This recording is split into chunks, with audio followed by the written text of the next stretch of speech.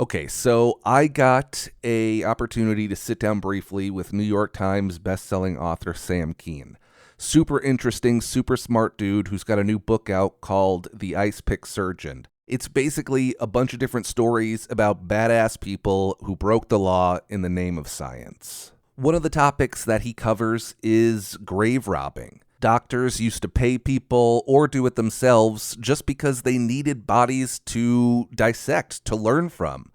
And it created this whole world of grave robbing, and it was super interesting. And I just wanted to talk to him specifically about the history and kind of explain a little bit more about exactly what grave robbing was. So we had a chat about grave robbing. It was super fun. I hope you enjoy. And go get his book. I'll put a full description and everything in the subject of this episode, whatever it's called. I don't know. You guys get it. Okay, goodbye.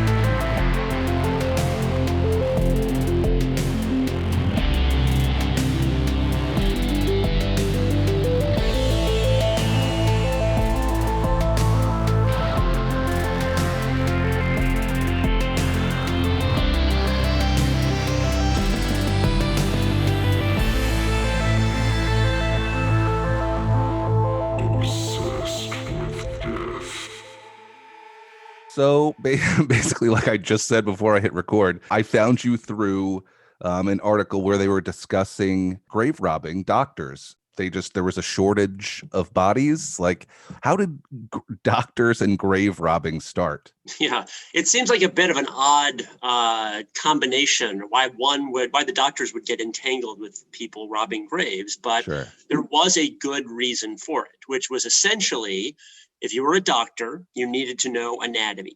You needed to know how the body was put together, how it worked, things like that. Yeah. Unfortunately, at the time, people did not donate their bodies to medical schools, didn't donate them to science, things like that. There were taboos about it, some religious, some secular, but there was a huge shortage, a chronic shortage of bodies. So doctors had to sort of turn to other means to get bodies.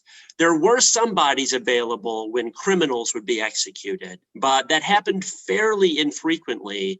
And you'd have actually anatomy students, medical students fighting over those bodies at public hangings and execution. So Wow. They were that scarce where they would actually get into fights over these bodies. Yeah. So eventually, to alleviate this shortage, a black market rose up where grave robbers would go into graveyards at night, dig up recently buried people, bundle them up in a sack, and bring them over to the anatomist's door. And they would knock on their back door, say, "Hello, we have a body here." They'd pay them for this body, and then they would take it in. And this is a pretty common practice for, over 100 years, Wow. especially in Great Britain and in the early United States. And this happened at hospitals across the country, essentially. Was there ever a point where doctors were literally digging up graves, or is that where they would sort of draw the line? In some cases, yeah, you had doctors going out and doing the dirty work themselves. Some of the more professional ones preferred to outsource that, if you will, to these band of lowlights and thieves. And the doctors didn't like their association with them necessarily, but they really didn't have much of a choice. Or sometimes they turned to their medical students and had them do it. And the medical students actually treated it like kind of a party game. They would get drunk beforehand. They'd be running around with their friends doing it. So in some cases, yes. In other cases, they turned it over to professionals. I absolutely understand getting drunk beforehand. I would imagine it's not exactly the most glamorous job digging up bodies, especially fresh ones. Yeah, they were actually pretty good at it. They had it kind of down to a science. They could get a body out in 15 minutes flat at one point. What is that procedure like? I mean, I'm assuming in the beginning, obviously, there wasn't like these machines you could use. You literally, I would assume, you're just going there with shovels and like a bunch of drunk students. Yeah, it was actually a whole procedure. So what they would do is they would have someone, usually a woman, because they were a bit more inconspicuous and they weren't as suspicious. They would have a woman sitting around a hospital, an almshouse, something like that, who would tip them off when somebody died. Then the woman would often join the funeral, and she would note where they buried the body. She would note if they booby-trapped the body, because people knew this might happen, so they sometimes booby-trapped it with explosives, things Wow. like that. Then at night, they would sneak in there. Sometimes they would get the guard, if there was a guard, they would get the guard drunk, or they would bribe the guard. Yeah. They would go in there and they used wooden shovels because it made less noise. Then they would dig up just half the grave, the half from the waist up, essentially. So they could get down there pretty quickly with a team of them. Then they would take the boards on the coffin and they would use the overlying dirt to snap the boards in half and then expose the upper half of the body. Then they would slip a rope down there, get it around the body, and zoop, would go right up to the top. And at that point, they would actually strip the body naked and take all of the rings off there, the shroud, anything like that, because it was actually a capital crime to steal goods from dead bodies. Stealing the body itself was not a crime. It was kind of shady, obviously, but not a crime. So they would leave any valuables behind, because if they got caught with the body, they might be, charged with desecrating a grave, something like that. But it was not the capital crime that stealing from a dead body was. So they would dump the things back, the gold rings, whatever, back in the grave, cover it back up, replace anything, that had been set on top so it looked like no one had touched it, and then they would go on their way. And they were actually so good at recreating the look of an undisturbed grave that sometimes a second crew would come in that night, Sure. dig up a body, and would be It'd be empty. empty. Yeah. Yeah. It's incredible that these people, obviously there was like some money to be made as well, but like, especially in the beginning, like the dedication that these people had to like want to learn more, that they're actually like digging up these bodies is absolutely incredible.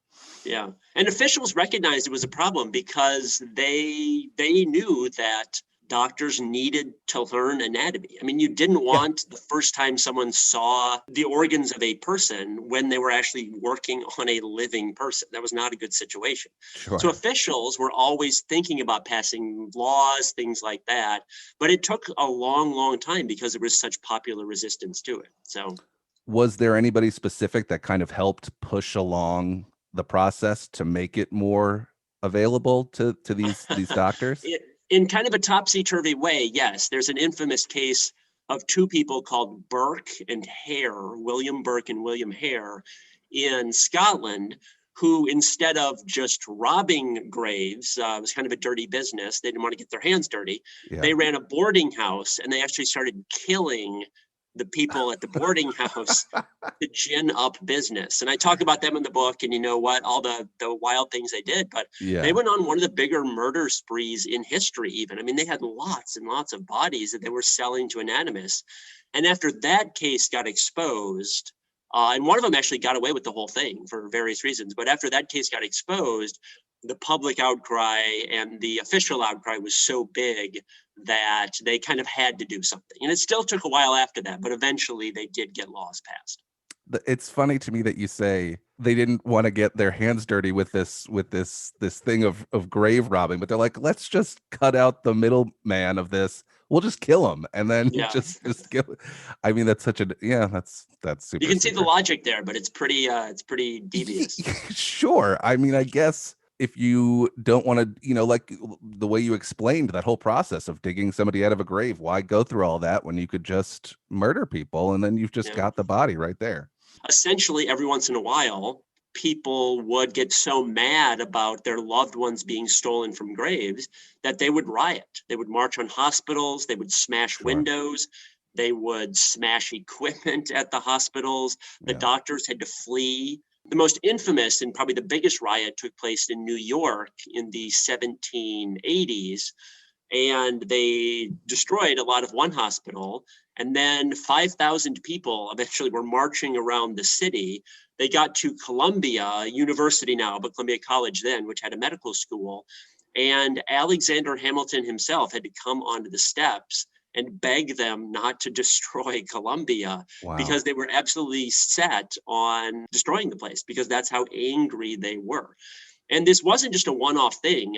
Some scholar found, I think it was 17 different anatomy riots around the US in its first 100 years before the Civil War, essentially. So Philadelphia had one, I think, Baltimore, St. Louis, New Haven.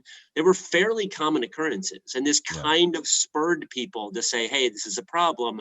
We need to do something about it and figure out a way to get legal bodies to doctors so they're not robbing graves.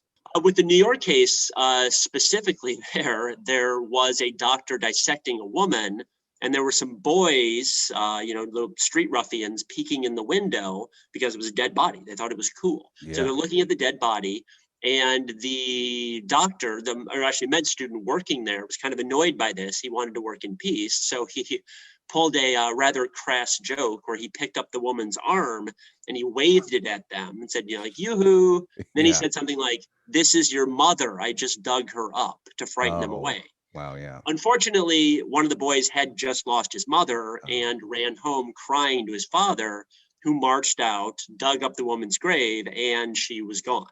So we don't know whether that was actually the woman that the doctor was dissecting, but she had been stolen somehow in some capacity, and that's what kind of sparked the riot.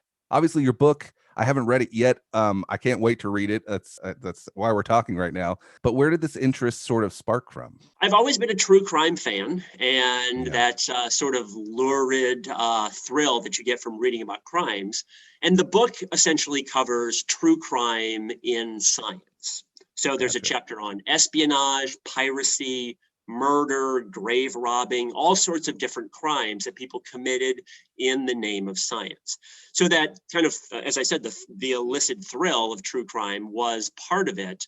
But what I really was fascinated by, and the cases I really focused on in the book, were instances where people committed crimes in the name of science. So they got so obsessed with some topic or idea that they took things way too far and committed those crimes I was talking about: piracy, espionage, murder, whatever the case may be, or in this case, grave robbing. So I'd been kind of collecting those stories over the years, just kind of filing them away in my head or on my computer. And then when it came time to think of a topic for this book a few years ago, I remembered that and just decided that, hey, I think this would be a fun topic for a book. So I started putting them together. Is grave robbing still happening? Does it happen anymore? Obviously, I wouldn't assume doctors are paying for these like backdoor bodies or whatever it is, but is it still sort of happening in any capacity now? Less so in the United States, but in the developing world, yeah, there's definitely what they call the red market instead of the black market for bodies. So that happens. But yeah, people do still bodies still get trafficked in some capacity. There are two things that can happen. One is that bodies get chopped up for parts. So things like tendons, corneas, even bladders in some cases do get chopped up for parts. I should add that things like livers, kidneys, lungs, those are very well regulated, so a hospital would never take those. But there is kind of this shadier market for other body parts that is out there. So bodies do get chopped up sometimes. And you do have some crooked funeral home directors who sell bodies on the side. This is fairly rare, but it does happen. Alistair Cook, actually, the Masterpiece Theater host, his body got sold by a crooked funeral home director when he died about 2 decades ago. And more recently than that, there was a crooked funeral home director at, I think he was in Staten Island, actually, who was selling bodies to the Army, and they would use them in munitions tests, basically to see. They had boots or something that would, in theory, protect soldiers if they stepped on landmines. So they were using these bodies in those tests. And from what I can tell, the Army thought that they were getting bodies donated to them legitimately, but essentially the funeral home director was running this little scam on the side. I do remember actually seeing a story. There was actually, I'm in Phoenix, Arizona, and there was a story of a company that was like illegally selling bodies to the military, and it was like there was like a connection between Phoenix and I think Detroit and Chicago. This was a few years ago, but yeah, I mean, I guess that totally makes sense. It's obviously it's easier if you start a company and you basically get people to donate the bodies instead, obviously having to dig them up. But that makes sense. I mean, of course, there's always been like that joke that you see of like people in like ice baths with like their liver cut out or whatever it is. But I would that urban legend. Yeah. sure. I guess you would assume that, yeah, I guess if there's a market for different body parts, there's always going to be somebody willing to dig them up and sell them. That's pretty wild. Yeah. Well, we'll keep it short. I appreciate you letting me chat with you for a little bit here, Sam. I really appreciate it. This was super fun. Okay, great. And I hope people enjoy the book. There's a lot more in there. Oh, yeah. I'll do a whole intro for this talking about the book. We'll let everybody know. I'm excited about it. Sounds cool. Good. All right. Thanks, buddy. Thanks.